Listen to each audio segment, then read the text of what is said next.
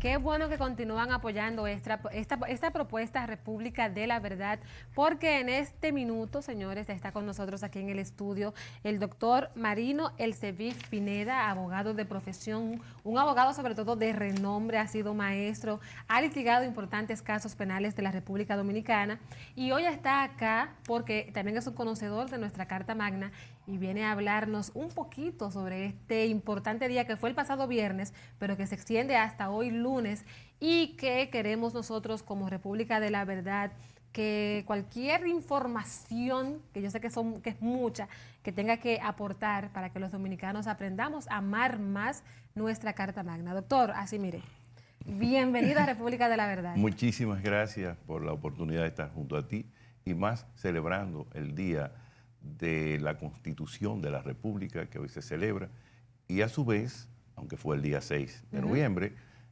hablar de los orígenes de nuestra patria y de las causantes de nuestra carta fundamental o carta sustancial que es la Constitución de la República. ¿Qué dio origen a nuestra Carta Magna? Fíjate, habría que situarse, y yo siempre quiero recordar esto, por una investigación que hizo un gran amigo, a quien tuve la oportunidad incluso de despedir a la hora de su muerte, el doctor Juan Mariñez. Él escribió este libro que se llama Origen y Desarrollo de la Nación Dominicana. No sé si te lo puedo mostrar para que lo vean. Ahí se ve. Ok. El profesor Mariñez establecía muy claro que si bien es cierto, los dominicanos el 27 de febrero decidimos ser independientes, no es menos cierto que tenía antecedentes. Él lo sitúa en el Manifiesto al Pueblo Dominicano de 1820 de Andrés López Medrano. Yo te traigo, para tu información, él lo tiene en un anexo, el manifiesto de el ciudadano Andrés López Medrano.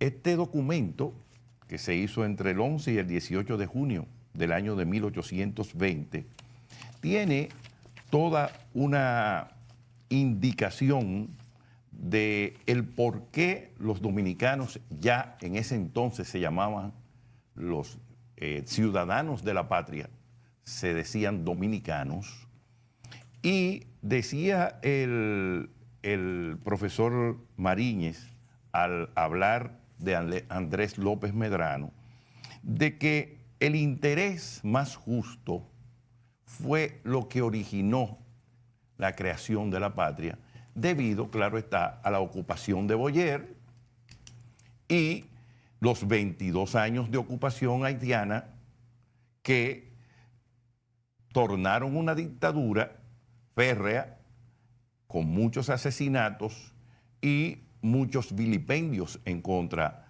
de los dominicanos. Fíjate que el fundamento de la patria está íntimamente ligada a la lucha por el poder, pero también a un sentimiento de diferenciación con el vecino, en el idioma, en las costumbres católicas, la religión, que es la religión, y sobre todo en la forma de vivir, en las costumbres de los dominicanos, que en definitiva eran hijos de españoles, en su mayoría. Ya sean, como decía la profesora Fleireda de Nolasco, pardos, que eran los blanquitos, hijos de españoles con mulatas, ya sean, como nosotros, de color, y que eran hijos de la misma madre, ya sea española, ya sea español blanco. Esos pardos y esos negros dominicanos entendieron su identidad, guardaron sus costumbres, tuvieron su religión, su idioma. Tenían su idioma y lo conservaron. 22 años de ocupación. Todo se manejaba en francés. Los tribunales se aplicaba el Código de Instrucción Criminal francés. Hasta los otros, eso fue, no obstante la independencia, los tribunales seguían siendo operados por los códigos franceses napoleónicos. Pero sobre esa base surge la Constitución de la República. ¿Qué quiso el pueblo dominicano? Darse una legitimidad a igual que los pueblos que se habían independizado de los imperios. Por ejemplo, los Estados Unidos se independizaron de Inglaterra y decidieron tener una república y abandonaron todos los conceptos de primacía, todos los conceptos de nobleza, y se hicieron republicanos. Los franceses dejaron atrás todos los conceptos de la nobleza y los títulos nobles, etcétera, y crearon la Revolución Francesa y a su vez se hicieron republicanos. Y sobre esa base fue el concepto de la independencia nacional. Claro, existían también a lo interno grupos que no creían en la idea de independencia de los trinitarios, que fue la sociedad que se organiza en 1838 frente a lo que hoy es la iglesia del Carmen, en la casa de Chepita Pérez, que se reunían secreto y juraban bajo juramento y la sangre que iban a ser libres o morir. Fíjese qué lema, libres o morir. Y había una posición más cimera dentro de Juan Pablo Duarte, libres o que se hunda la isla. A ese nivel. A ese nivel, por el hartazgo de la ocupación haitiana. Entonces, que se origina fundamentalmente por las devastaciones de Osorio de 1605, donde abandonan los pueblos del norte y permiten a bucaneros y filibusteros, a los contrabandistas holandeses, franceses, ingleses y norteamericanos que incursionaban en esa parte de la isla y tenían en ese entonces todas los percances de los hombres de mar y las luchas de piratas en los mares del Caribe. De eso hablaba Juan Bosch en el libro Composición Social Dominicana. Es correcto.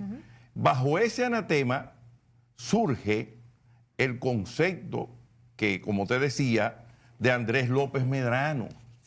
Y es por eso que Andrés López Medrano, cuando habla de la posibilidad de hombres superiores que puedan concebir la nación, habla del interés justo y el modelo que presentan Francia y Norteamérica en los amplísimos territorios del continente.